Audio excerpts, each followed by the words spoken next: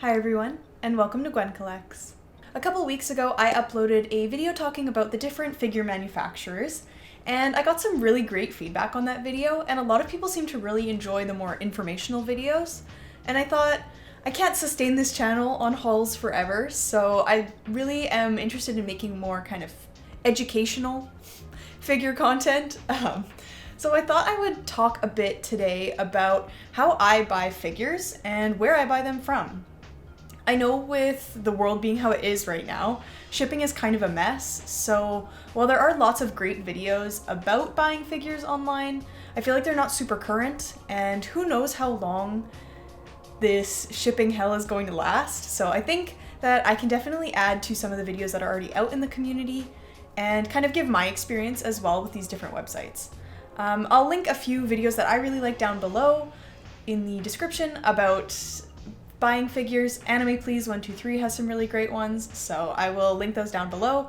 Just like last time, I have my notes right here, and I will first start with talking a little bit about the Japanese websites to buy figures, and then I'll move into the US sites.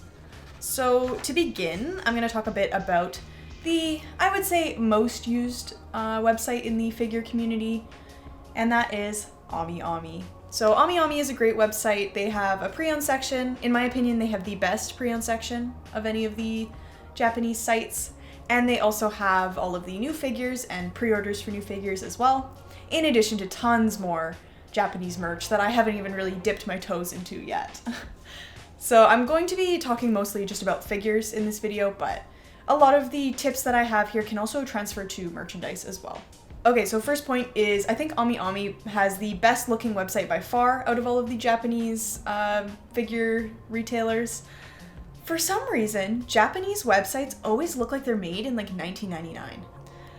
I don't know why they always look like that, but it just seems like that is the common theme for Japanese websites. So of all of the Japanese retailers, I think Amiami has the cleanest layout, and it just has like the best, most usable website, I think, out of all of them. Even then, there's a lot of things I would change. Like, I hate having to scroll through pages of figures. Like, I don't know why they don't just auto-load more figures, but whatever, it's fine.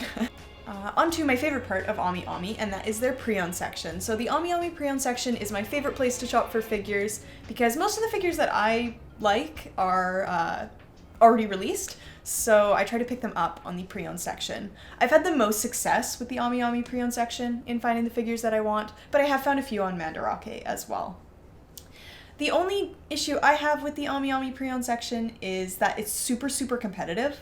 So they'll put all of their figures up once a day. I'm not sure what the exact time is, it kind of fluctuates, but usually I think it's around like 4 p.m. Japan time. Don't quote me on that. Editing Gwyn, you can add a time in if you can like find any information on it. It's not always consistent when they upload all their figures, but they'll kind of start to upload them and you can refresh and see when they've started to put the figures up on the pre-owned section. So they do it once a day. I believe they do it Monday through Saturday. They don't upload any figures on Sunday, but that is how they do their pre-owned section. If you want a really rare figure that is hard to find, you really need to be there right when they update their pre-owned section because it is so competitive. Things like, I've always found like 02 figures, if you can even see them, are pretty much instantly sold out. Same with like my figures, my Sakurajima from Bunny Girl Senpai. There's a few figures that I'd really love to get of her, specifically the bunny figure, but those always almost instantly sell out as soon as they go up, so it's tough to get your hands on some of those really rare figures on Amiami. They also have a really nice grading system that I like. I've never been disappointed in the Amiami figures. I've ordered everything from an A to a B, and I've had a really great experience. I've even heard people buying C-grade figures and them being pretty much in good condition.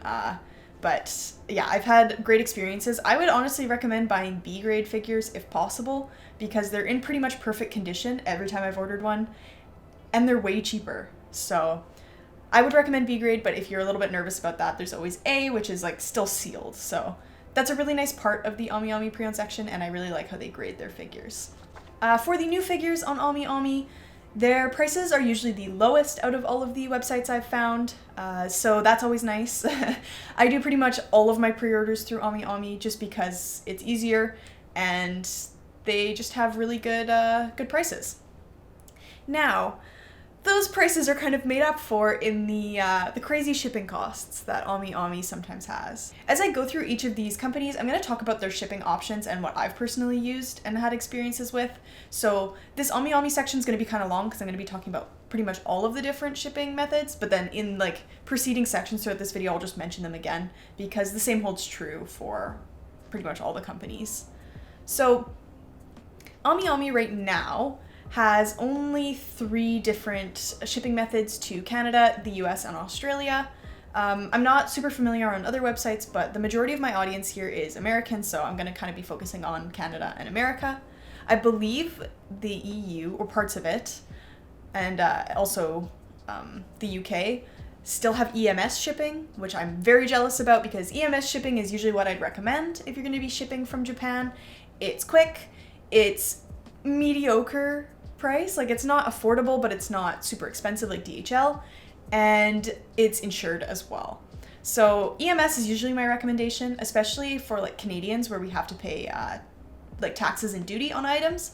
EMS will ship through Canada Post, so it'll kind of slip through customs sometimes, but currently that's not available for Canada. What is available for Canada, the US, and Australia are Air Small Packet unregistered, Surface Parcel, and DHL. So I'll go into my experience with Air Small Packet. Air Small Packet is really nice because it's fast, it's the cheapest option usually, and I've had no issues with it getting packages to my house, but it is unregistered, so there's no insurance and there's no tracking, which can definitely make some people nervous, so I totally understand people that don't want to use unregistered shipping, but Amiami will only let you use unregistered for anything less than 8,000 yen. So while 8,000 yen is still like a fair chunk of money, it's not like you're gonna lose like hundreds and hundreds of dollars if your package doesn't show up.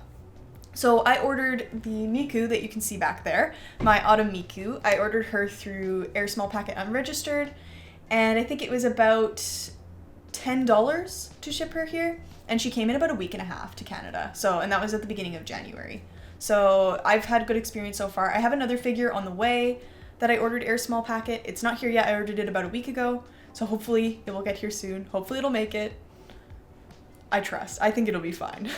I just didn't want to pay that really high DHL price for it. So for Surface Parcel, that one is more affordable than DHL, but honestly, I wouldn't say it's that much more affordable than say like DHL or EMS.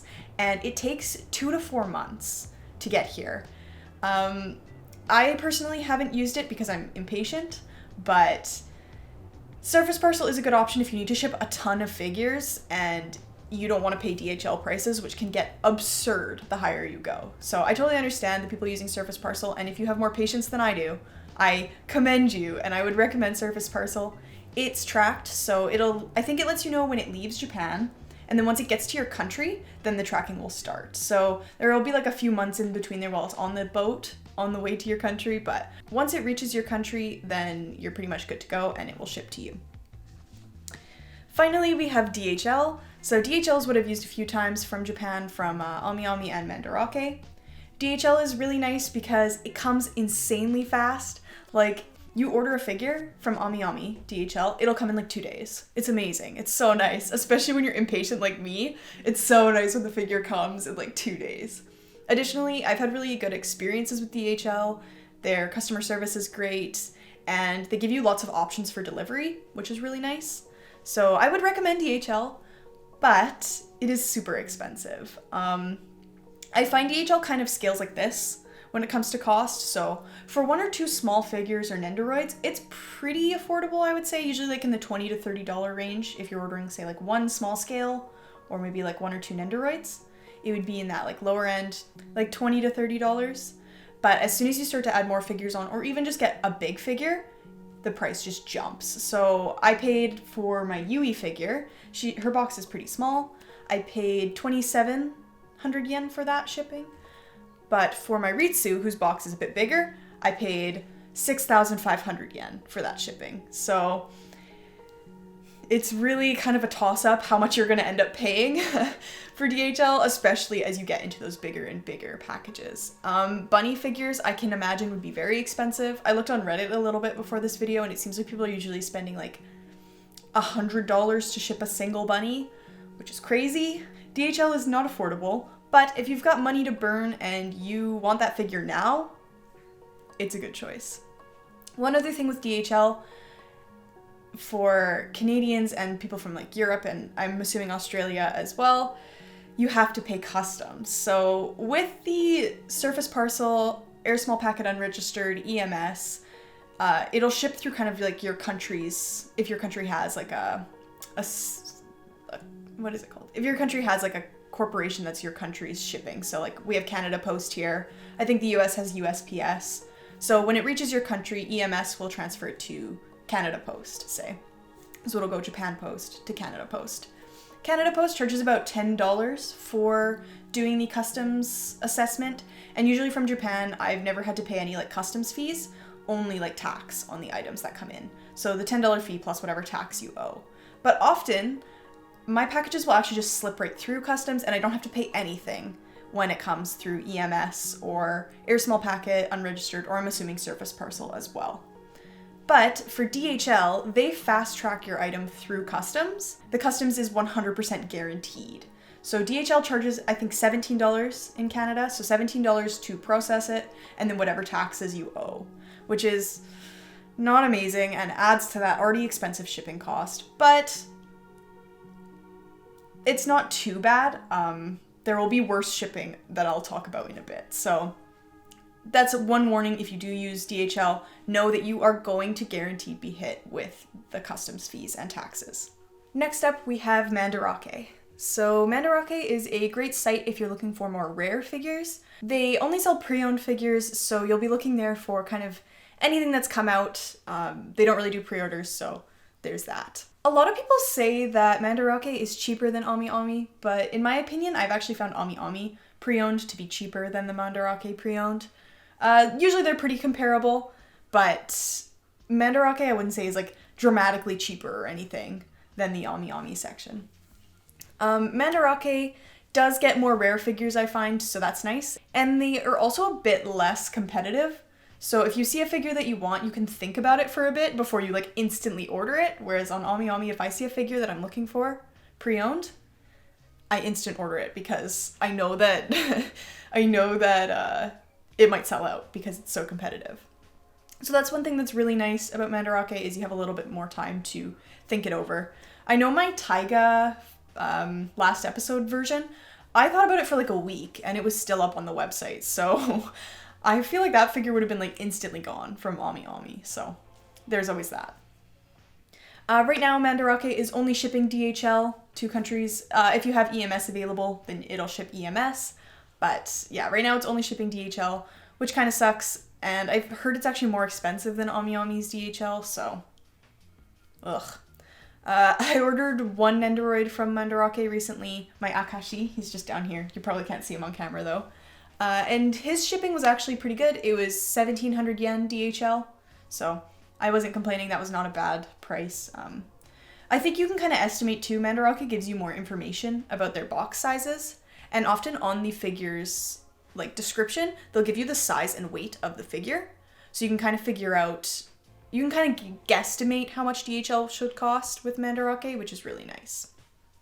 One other thing I should mention about DHL that I didn't mention in the Amiami section is that DHL, I believe, charges more based on like package size than it does package weight. So something small and heavy might not actually cost that much to ship DHL, but something really light and huge will cost like tons of money to ship DHL. So that's always something to keep in mind.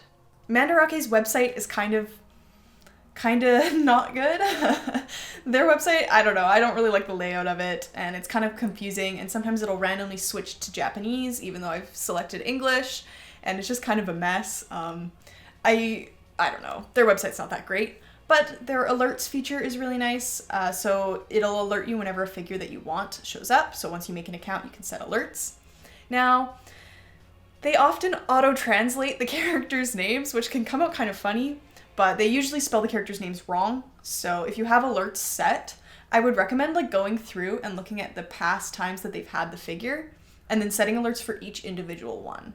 I'll put an example up on the screen to show you guys how that kind of works, because sometimes they'll put up like misspellings. So the more alerts you have on all the misspelling ones, the more likely you are to actually be able to get an alert for the figure that you want. One really, really nice thing about Mandarake that I wish Amiami did is Mandarake leaves the figures up after they're sold.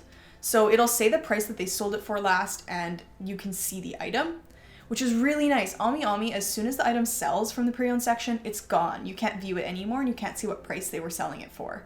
So it's really nice that you can kind of see the previous prices, and it helps you get a gauge. Even if you don't buy the figure, it helps you kind of gauge how much the figure should cost if you find it pre-owned, and you can kind of budget that way. Moving on to Solaris Japan. So Solaris Japan I've only ordered one figure from, and that was my Akari Kawamoto figure. Solaris Japan is great. I talked about it in my Akari video, so I'll just briefly go over it here. Solaris is great. They have lots of figures that are hard to find, but I think their prices are just stupidly overpriced. And so I would recommend, if you have money to burn and you need that figure now, or you can't find it anywhere else and you're absolutely desperate to get a figure, currently to Canada, they only have surface shipping, so that's again on the boat. They say it takes about 1 to 3 months, I think, or 2 to 4 months, something like that. So it's not fast, but it's actually not too expensive either. One nice thing about Solaris Japan that Mandarake and Amiami both lack is Solaris Japan tells you the shipping costs at checkout, which is really nice, because with Amiami and Mandarake, you kind of play this game where you try to hope that the shipping's not going to be too expensive, and then once they finally give you the quote, you have to pay it, so it's like, ugh. Solaris Japan just gives you the shipping up front when you put everything in your cart and go to checkout, which is really nice. I think for the US they have FedEx currently. Solaris Japan is shipping FedEx, so that is nice if you live in the States. The final Japanese retailer I'm going to talk about that kind of segues into American retailers is Tokyo Otaku Mode, or TOM. So TOM is a pretty popular website as well among figure collectors. I've personally never ordered from there, but I have seen a lot of figures on there that I have considered ordering. One nice thing about TOM is they have a really great points program. So if you buy a lot of figures, then you can kind of make money back in points and apply those to future orders. I don't know exactly how the system works, but I hear people getting some really good deals using that point system. So if you're interested in hopefully getting more bang for your buck with the figures, I think Tokyo Otaku Mode is a really good choice. One other thing that's really nice is they have a Japanese warehouse and an American warehouse, so they'll have figures and you can actually look on the website and see where it's going to ship from, which is a super nice feature. I don't know a ton about their shipping since I haven't shipped from there, but I'll link below their shipping FAQs so you can kind of see how they're dealing with COVID right now. And yeah, so Tokyo Otaku Mode is a great choice if you buy a lot of figures and you want to take advantage of their points program, or you want to buy figures from an American warehouse. Alright, on to the American retailers. So for us Canadians and Americans, there are a ton of options as well for American retailers, which is really nice. I apologize to my Australian and European viewers. This section probably won't apply as much to you guys, but hopefully this will help out some American buyers and Canadian buyers as well. Alright, so first up we have the first company I ever ordered a figure from, and that is Crunchyroll. So Crunchyroll is a streaming platform that I think people all over the world use. It's what I personally use to watch a lot of my anime, although I've been using FUNimation a lot more recently.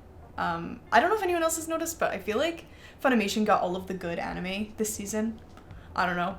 Wonder Egg Priority is fantastic. If you aren't watching it, you should be. So yeah, anyway, that was just a little tangent, but back onto Crunchyroll. So the Crunchyroll store is where they sell a lot of figures. I would say Crunchyroll store is a great option if you're looking for some figures that are sold out in Japan. But for some reason, Crunchyroll will have them sometimes, so that's really nice. They also stock a lot of prize figures, which is good too. So if you're looking for prize figures, and sometimes I won't even be able to find them on the Japanese sites, but they will have them on Crunchyroll. So that's one really nice thing. And yeah, they also have quite a few in stock often, so Crunchyroll is a great option, especially if you're American. Because I think their shipping is also pretty affordable. For Canadians, I usually have to pay flat rate $20 US for shipping, which honestly is kind of pricey, but that's not too bad in my opinion, so I don't mind paying the flat rate $20 shipping. But yeah, so that's my experience with Crunchyroll. They are a bit overpriced in my opinion, but if you sign up with your email, you get 15% off your first purchase, which can really actually take the price down on figures, especially more expensive ones. That 15% off is really nice. Also, if you are a premium viewer, so if you pay for the monthly subscription, I think you get 5% off your orders, which is nice. I don't know, I usually just sign up with a new email and get the 15% off and apply it every time. So yeah, the 15% off is really nice and helps kind of even out that slightly higher price. On to FUNimation. FUNimation is another streaming service, and they also have a store. So that's where I actually got this Tamaki, and she came with her bonus parts, which is really nice. So sometimes they get figures with their bonus parts, which is cool. FUNimation is pretty much the same, I would say, as the Crunchyroll store, although sometimes they have like rarer figures that I haven't seen elsewhere, especially on like American sites.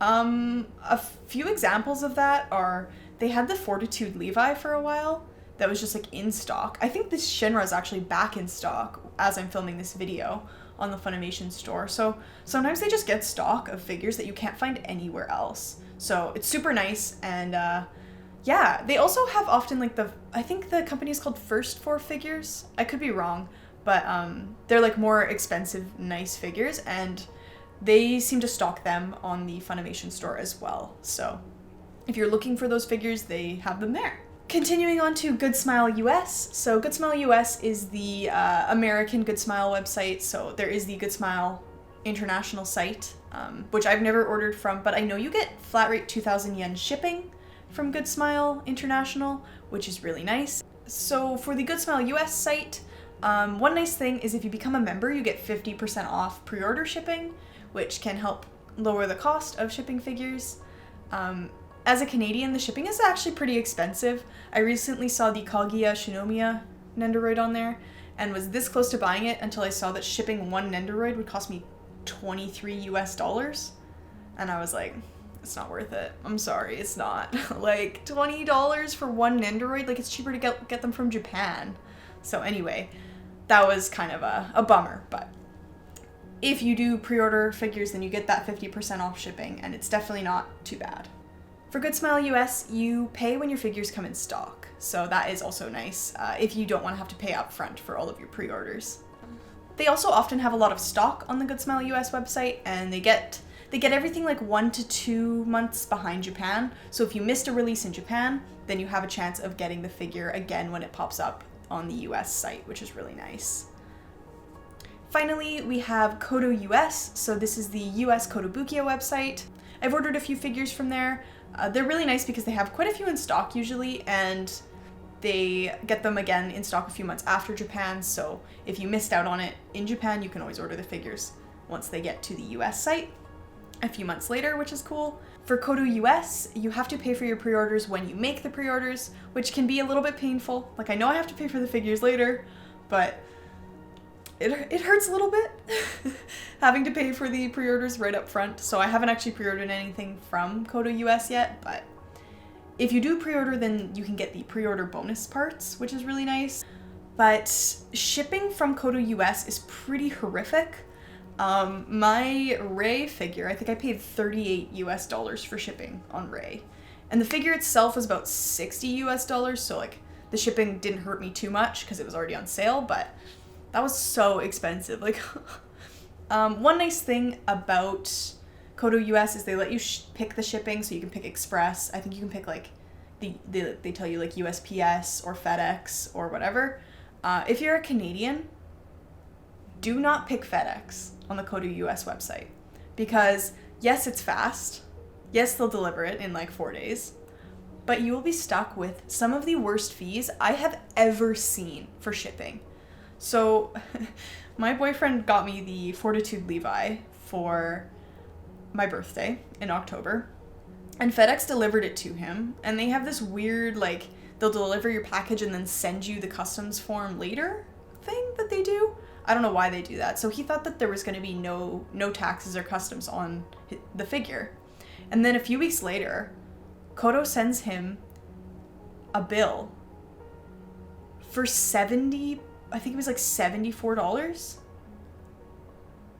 And he was just amazed. How could the fees be $74 on a figure, right?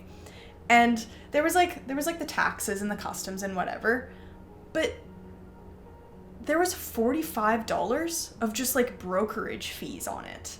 And like I've heard of this happening before, but man, like FedEx really just absolutely tries to nickel and dime everyone, it seems. So if you order from KotoUS and you're Canadian, pick the USPS shipping, even if it's more expensive than the FedEx, because the USPS will end up being cheaper, because the FedEx will end up charging you $45 for random brokerage fees that like don't even make sense. So, moral of the story, use USPS because it'll ship to Canada Post once it gets to Canada, and sometimes it'll just slip right through customs and you won't have to pay a dime, and sometimes you'll have to pay customs, but there will only be the $10 Canada Post fee.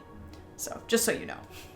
I hope you all enjoyed this video, and I hope it helped you kind of figure out how you want to buy your figures and where you want to buy them from.